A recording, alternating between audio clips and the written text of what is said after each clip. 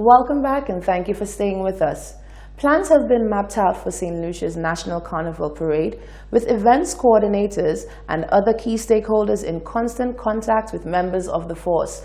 The green light is set for the activities to go. However, this year, the Royal St. Lucia Police Force says one change will be made to the traditional carnival route. Here's Solange Alfred.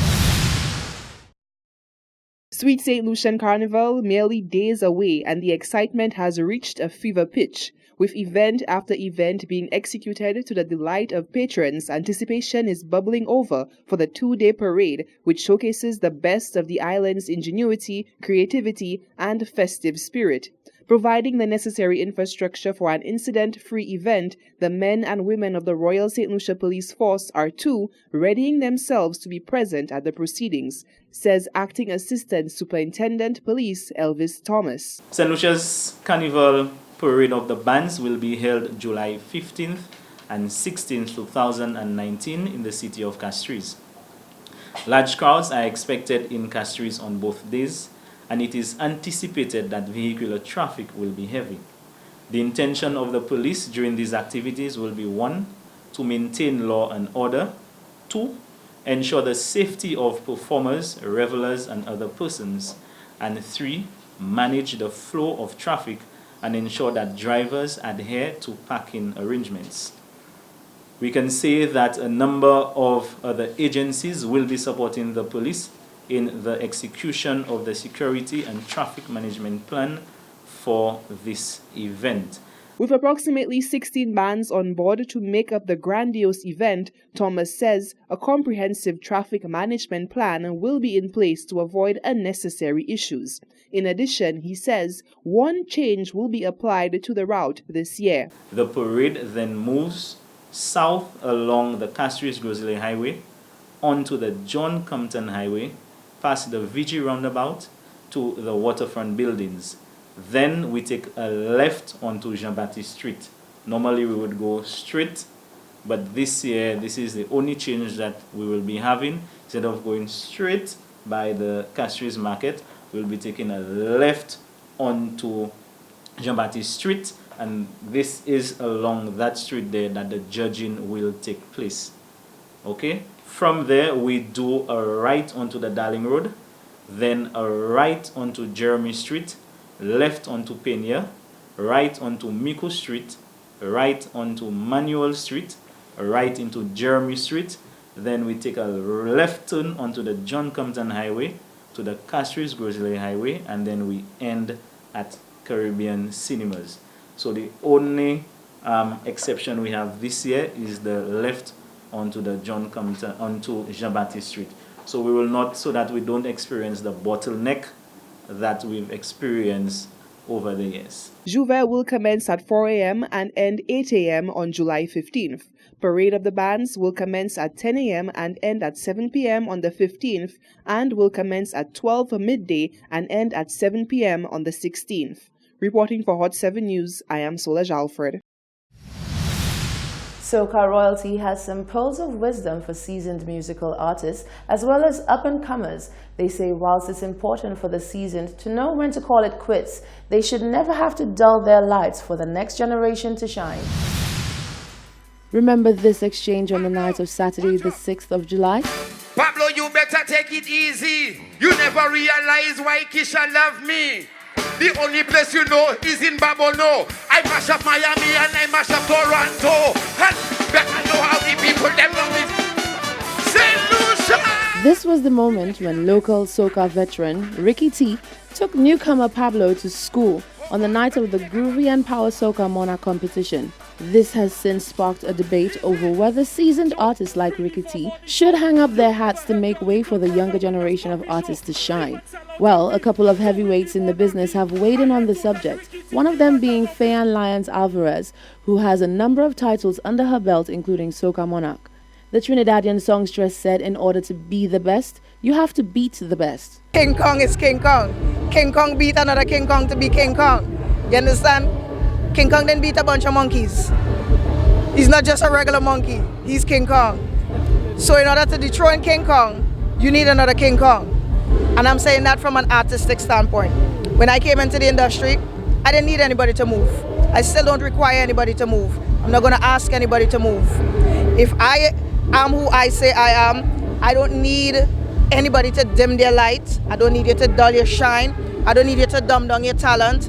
In fact, if I could beat you at your best, then that's what I want to do. You understand? Nobody wants to beat Muhammad Ali or Mike Tyson when they're old. Everybody who fought these people was proud to say that they fought them at their prime. For me, especially being the only female, to have all these Soca Monarch titles and road march, I beat men. And I beat men at their best. So I can stand up and say, you don't need people to dumb the shine down. You don't need people to dull the shine. If you're running this year, you didn't win, take some notes, learn again, running again next year. It took me 10 years before I could actually win Soca Monarch. And when I did win, I win like a champion. You understand? And I did it pregnant. She said whilst the industry needs young blood, the older generation is needed to set the pace. Echoing her statement was current Caribbean Soca Monarch, Mr. Killer. I as an artist I always hold on to these keys. I give respect to the elder artists because they kicked down the gate. They started this. Some of them motivated us. So when we get in a position of popularity, we're supposed to still hold that respect. That's why some artists come and last for some short time because of the respect that they hold towards the art form itself. If you really love the art form, then you will cherish everything of the art form. Now, you might have some artists where we're trying to hold on to it and hold on to it forever, you know. When you get older, you're still going to try to hold on to it too. Because music is not a thing that you should ever let go. When you're a musician, if you let it go, you die. If you really understand the artist and a real artist, look at Sparrow. Sparrow, you could say almost crippled, but still go on a stage and sit down on a chair and sing. Do you want him to let go of music? If he let go of music, he die. So we just have to respect the artist, and if you're good, then you will prevail. Lyons Alvarez said, on the flip side, the older generation needs to know when to ease up and give some space. Consideration, she said, works both ways, and whilst one should never be pushed out, space needs to be created for the industry to keep growing. Reporting for Hot 7 News, I'm Rochelle Gonzalez. The Sol EC Network in St. Lucia conducts a customer service training with a twist for the company's service attendants. Whilst customer service is the main subject matter, safety at the pump is also being highlighted. An appeal to customers is also being sent out to ensure a smooth transaction for all. As part of their thrust to promote and maintain customer satisfaction, St. Lucia's arm of the Sol EC Network launched a customer training workshop at their service stations. According to the company's national sales executive, Swindon Nelson, their training focused primarily on gaining and retaining both internal and external customers. We touched on customer service and also safety at the dispensers at the service station. And we want to remind customers that our customer service attendants are here to provide you with a service which is essential for the benefit of us all. So when you come to the service station, remember that they too are working with you to make sure that you get what it is that you came to the service station, that you came to fuel up, or you came to purchase a soft drink at the shop, or you just came to get your tire fixed or put some air in your tire. And they too are always trained on how to handle a customer, whether it be directing you onto the forecourt to the right pump, directing you to the air meter so that you can fill up and replenish your tires. So today the general focus was just basically on teaching you the customer service steps, how to treat a customer, how to make a customer want to come back to the Sol service station. Nelson also highlighted the need for the general public to respect the role, function, and duties carried out by the customer service attendants.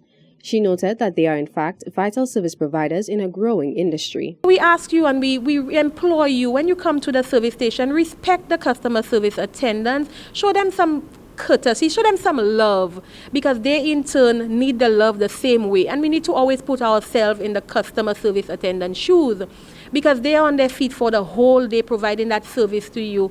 And sometimes you come onto the forecourt and then you're very aggressive and sometimes disrespectful to them. They have their job to do the same way you have your job to do. Nelson summarized by repeating the popular adage that respect is earned and not given. The one-day customer service training was completed on July 10, 2019. According to their website, the Sol EC brand currently operates in over 23 regional territories and seeks to maintain their core values of community, integrity, respect, and safety. For Hot 7 News, I am Love Spooner reporting. This is the Hot 7 Nightly News. Stay with us, we'll be right back.